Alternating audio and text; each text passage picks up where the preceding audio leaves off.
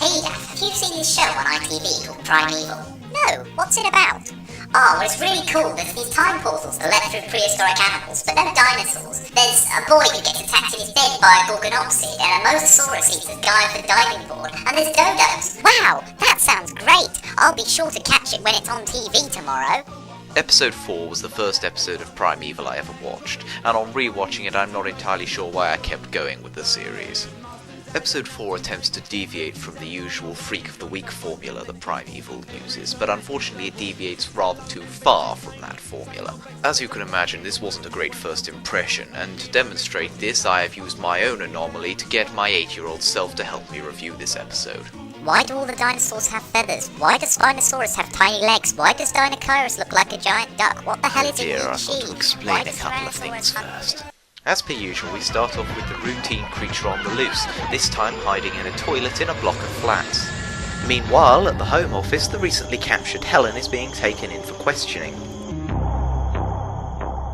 Why do they have a desk that turns on like that? Ben Miller is trying to find out everything she knows about the anomalies, but unsurprisingly, she isn't cooperating. I'll tell you one thing.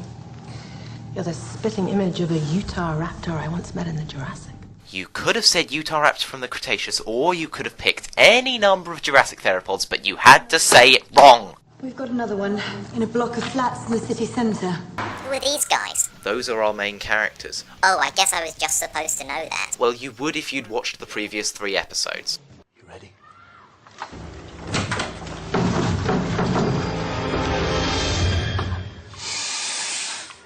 Relax, everyone, it's only a python. How do the team decide which creature sightings to investigate? They can't investigate every animal sighting, and on the flip side, couldn't Wildlife Aid go to pick up a badger that turns out to be a Gobiconodon, or go to pick up a deer trapped in a fence that turns out to be a Syndioceras, or pick up some baby pigeons that actually turn out to be baby dodos? I mean, they haven't really thought this through, have they?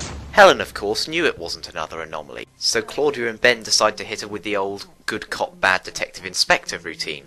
At the end of the day, this is about something very simple.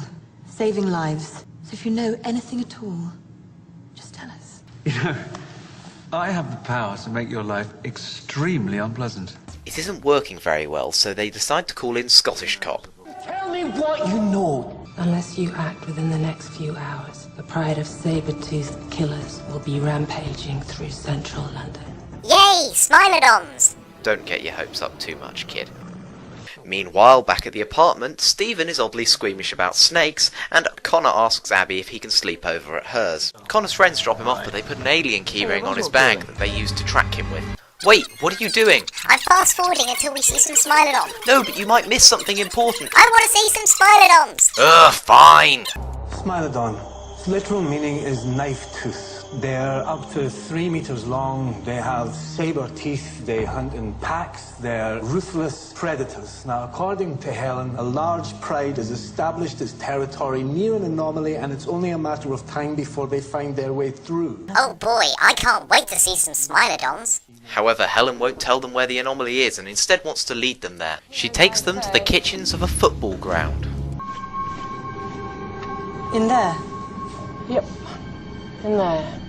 Well, area secured, job done. Connor? Ah, they finally found something useful for Connor to do. The custodian of the compass. What if the cats have already come through? They could be right behind that door. So why open it at all? You're bluffing. Try me. Stephen. You think she's bluffing, but you still want Stephen to open the door for you. Who let Helen carry a knife? And how is a knife supposed to go through a chain? So they manage to open the steel doors, but there's an incredible magnetic force pulling metal objects in the kitchen towards the anomaly. Outside the stadium, Connor's friends are spying from the car park. Connor finds some meat pies, and Helen tells them they need to hurriedly get them out of the way of the anomaly so as not to attract the big cats. It turns out it's all a diversion so that she can escape through the anomaly. Captain Soldierman and Stephen chase after her, but they find themselves in an anomaly spaghetti junction. What's that all about? Well, I don't think we ever find out in any of the 5 series. Let me guess. Not one saber-toothed cat in sight. Not even a kitten. What the fluff? This is such a fishing rip-off. Don't lose patience yet, Edaf Jr. The anomaly still has one more surprise in store. Yay! Dodos! Now count the number of dodos that come through. Yeah, okay. Okay, 5, right? There are also 5 in this scene here. Now, 1 eats Connor's keyring and gets kidnapped by his stupid friends. Turn Connor into a turkey. Stephen manages to catch one under a bin, while Cutter shoots another one into a first aid room. They're great. I have to agree with you there, Cutter. The dodos really are the best looking animals in Primeval. They don't have to be cutesied up like the Coelurosaurus, neither do they have to be turned into monsters like pretty much every other animal. They're also accurate in that they are not morbidly obese, and Abby's also got the facts right. They're not stupid, just trusting. It's not their fault they became extinct. Is that the lot? That's it. Well, no, that's only 3. Mislaying 1 dodo is a simple mistake, but mislaying 2 is just careless. So 1 dodo gets kidnapped by the idiots, they send 1 back, then another, Professor, we have a dodo down. and then they find 1 that's dead. So what happened to the 5th dodo? Nick, Stephen and Abby take the dodo back to the lab for an autopsy. A large tapeworm comes out of its mouth and chases Abby across the room. However, outside of its host, it dies quickly. Meanwhile, the 2 idiots are discussing what they're going to do with their discovery. The dodo, on the other hand, would much rather destroy everything. What's it say about behaviour? The dodo was renowned for being slow, stupid, and harmless. The dodo objects to this description and bites Tall Ginger Idiot. Cutter explains that the parasite enters the host via a bite. It grows inside the host, causes it to bite something else, and then they both die. The parasite starts to take hold of Ginger Idiot, who almost bites Glasses Idiot, who runs off to tell Connor what's happened. Connor calls in the team, who investigate the house, but it turns out the Ginger Idiot has already left. The dodo is still there though, but it's dead. And that's the last we see of any extinct animal in this episode. Wait, that's really the last we see of any extinct animal in this episode? Well, other than seeing the dodo's corpse a few more times, yep, that's pretty much it. But this episode still has 20 more minutes to go! Alright, how about I make this as brief as possible? The Ginger Idiot goes to a hospital and starts feeling really sick and then notices a parasite crawling inside of him. Then Miller, of course, blames Helen. Who knows what Helen's capable of? Killing her husband, maybe?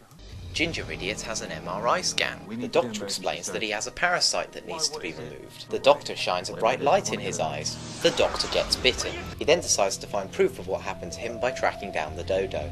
The team go to talk to the doctor.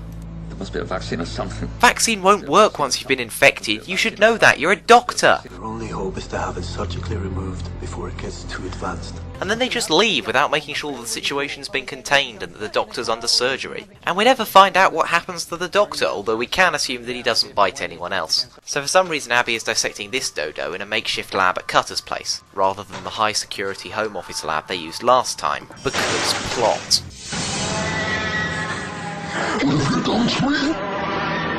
Why does a parasite make my voice so deep? So the team finally work out where Tom's going. That's why we put the transmitter on you. Because that's how you found the dodo, right? It's on your bag, inside Roswell. Tom modified the sat-nav on his palm top. Tom wants answers. He's going to follow the transmitter. He's coming to you. No, not quite.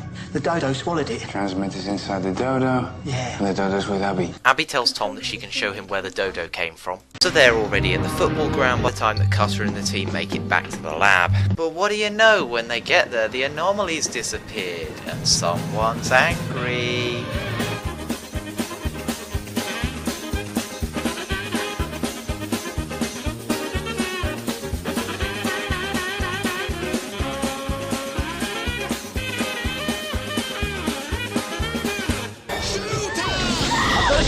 I can take it!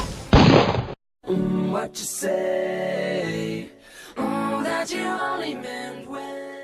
Of course, what actually happens is Connor manages to talk him out of it by reminding him of all the good times they've had together. They tried to take me over, but I fought them, Con.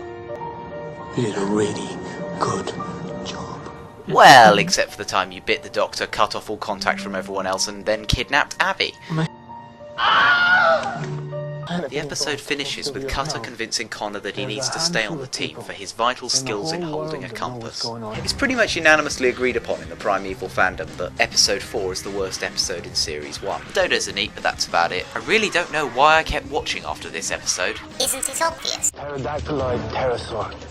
How the hell do we cordon off the sky? Oh, yeah, that's why.